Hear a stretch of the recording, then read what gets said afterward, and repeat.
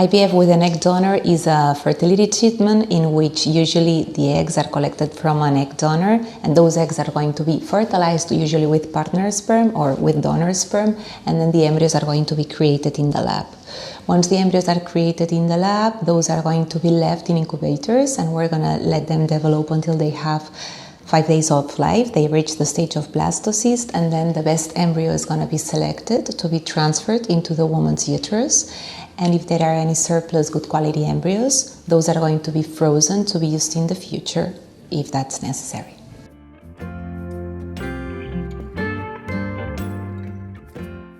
So usually egg donation is a treatment that we recommend to do to patients who have early menopause or premature ovarian failure, patients who have poor egg quality, patients who have already undergone several IVF treatments that have not been successful, in patients who have already undergone chemoradiotherapy and they are not producing eggs anymore, patients who might be carriers of some genetic disease that might not be able to be diagnosed with pre-implantational genetic testing, and also in the cases in which the ovaries are not accessible for undergoing an egg collection.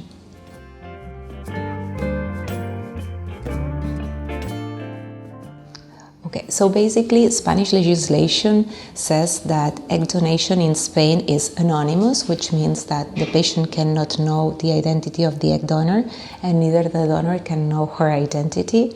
The second important thing is that egg donation in Spain is an altruistic act, which means that donors will just get a very small compensation for all the days that they have to come to the clinic, do tests and all those things, but it's not a lucrative act. And the third important thing is that under Spanish legislation, patients cannot participate actively in the selection process of the donor. It is the medical team of the clinic who has the legal obligation to seek for the maximum similitude from the perspective of the phenotype and immunologic perspective as well, which means that we have to look for donors that look as much as possible as the patient who's going to receive the eggs.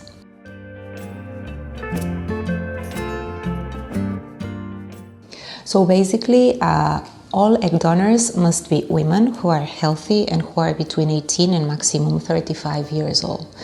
Why maximum 35? Because we know that there is a very important decline in both egg quality and quantity after 35.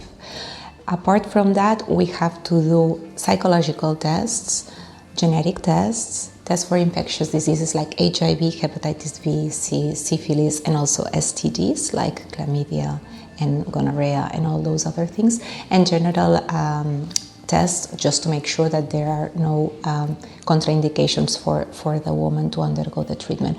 Once we have all the results, then we can decide if the donor is eligible.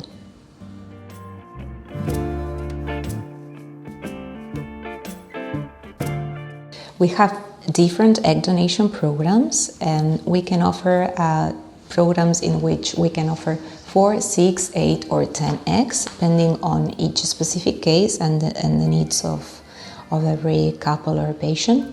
The most important programs, or the ones that we use the most, are the programs in which we guarantee a minimum of 8 or 10 mature eggs, and we also guarantee a minimum of 2 blastocysts. In some specific cases, we also can offer an exclusive donor, which means that all the eggs that we're going to collect from that specific egg collection of this donor are going to be given to that patient. But we usually recommend to use this exclusive donor only in the cases that we know that the prognosis of the case is poor, or in cases in which we know that we will need to do pre-implantational genetic testing and probably the number of healthy embryos is not going to be that high. We also can offer what we call the baby warranty program, that it's a program in which we warranty a baby, and there is some medical criteria that the patients have to fulfill to be able to be eligible for that kind of treatment.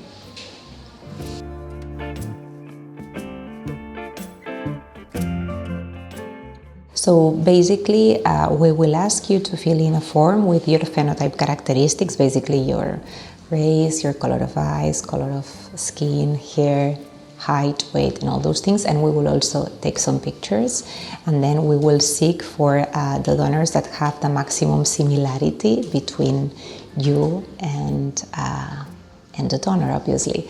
And then from the other perspective, we will take in consideration also your blood group.